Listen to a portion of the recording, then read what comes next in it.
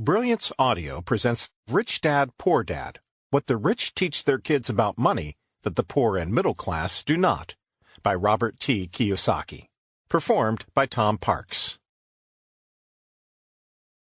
The Beatles released the Sgt. Pepper's Lonely Hearts Club Band album on June 1, 1967.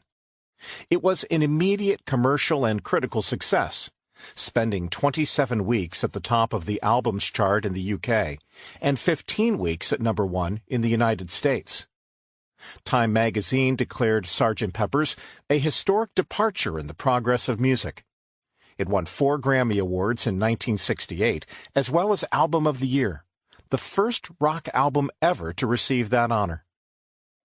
Rich Dad, Poor Dad was released 20 years ago, on my 50th birthday, on April 8, 1997. Unlike the Beatles story, the book was not an immediate commercial success. It was not a critical success. In fact, the book's release and the firestorm of criticism that followed was quite the opposite. Rich Dad, Poor Dad was originally self-published because every book publisher we approached turned my book down. A few rejection slips offered comments like, "You do not know what you are talking about." I learned that most publishers are more like my highly educated poor dad than my rich dad. Most publishers disagreed with my rich dad's lessons on money, as did my poor dad. 20 years today. In 1997, Rich Dad, Poor Dad was a warning, a book of lessons about the future. 20 years later, millions of people around the world are more aware of my rich dad's warnings and his lessons about the future. With 2020 hindsight, many have said that his lessons were prophetic. Predictions come true. A few of those lessons are: Rich Dad's lesson number 1. The rich don't work for money. 20 years ago, a few publishers turned my book down because they did not agree with Rich Dad's number 1 lesson. Today, people are more aware of the growing divide between the rich and everyone else. Between 1993 and 2010, over 50% of the increase in the national income in the United States went to the wealthiest 1%. Since then, things have only gotten worse.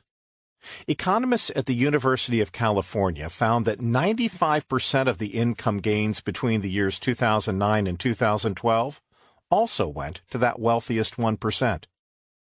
The lesson?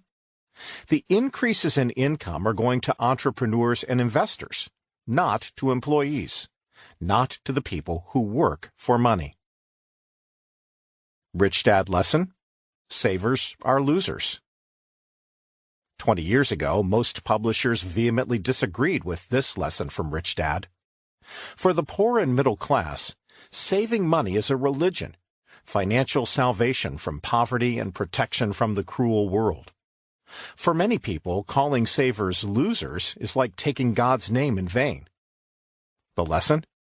A picture is worth 1,000 words. Take a look at the chart provided in the bonus material of 120 years of the Dow Jones Industrial Average, and you will see why and how savers become losers.